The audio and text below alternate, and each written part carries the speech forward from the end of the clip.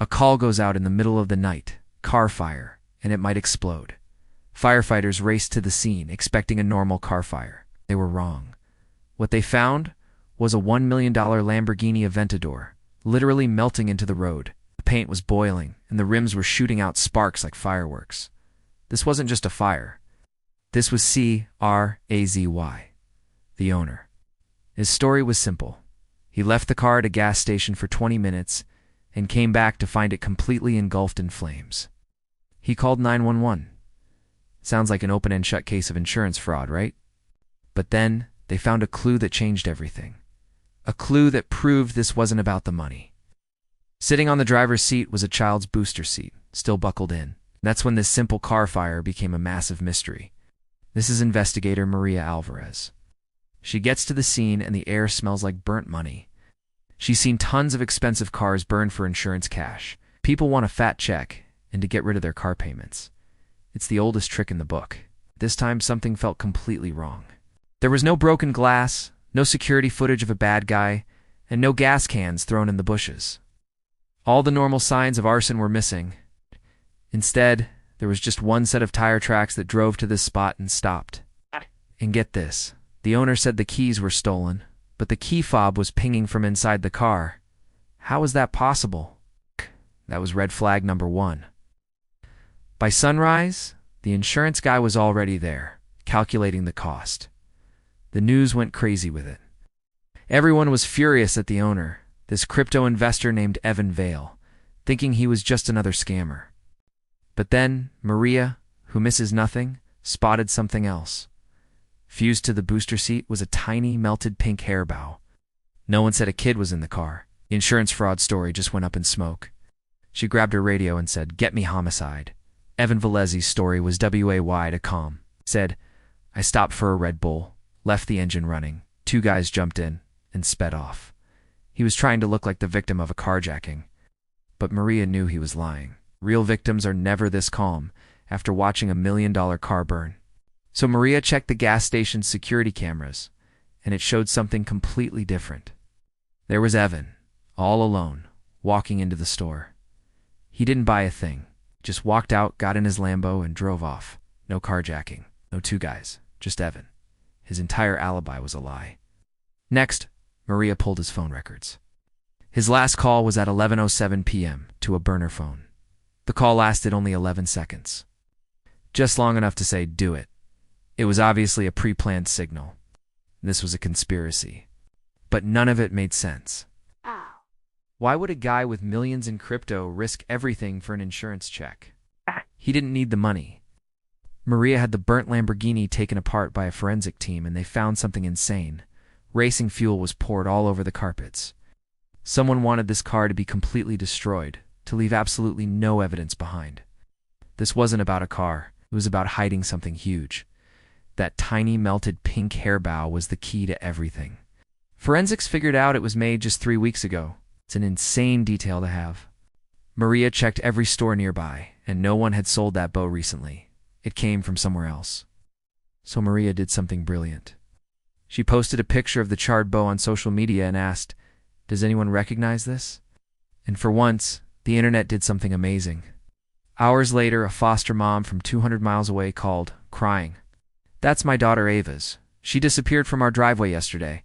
What started as insurance fraud had just turned into a kidnapping. The public, who wanted to see Evan Vale in jail for fraud, now wanted him locked up for being a monster." But Maria's gut told her he wasn't the one in charge. He was just a pawn in a much bigger game. She got a warrant for Evan's crypto wallets, and what she found was mind-blowing.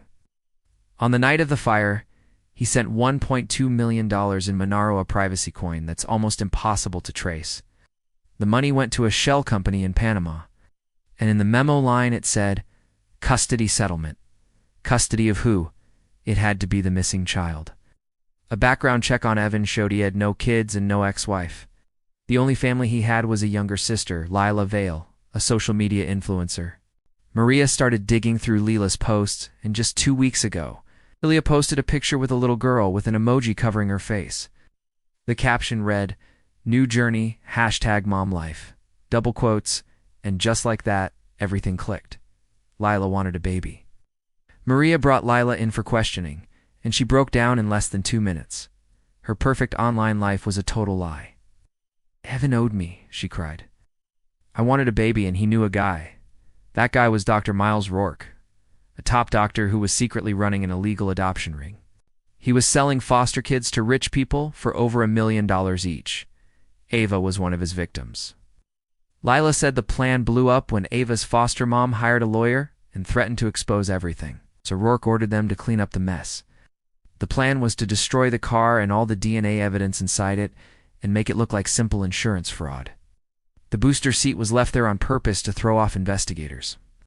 They never expected a detective like Maria to look deeper. Now, it wasn't about a car fire anymore.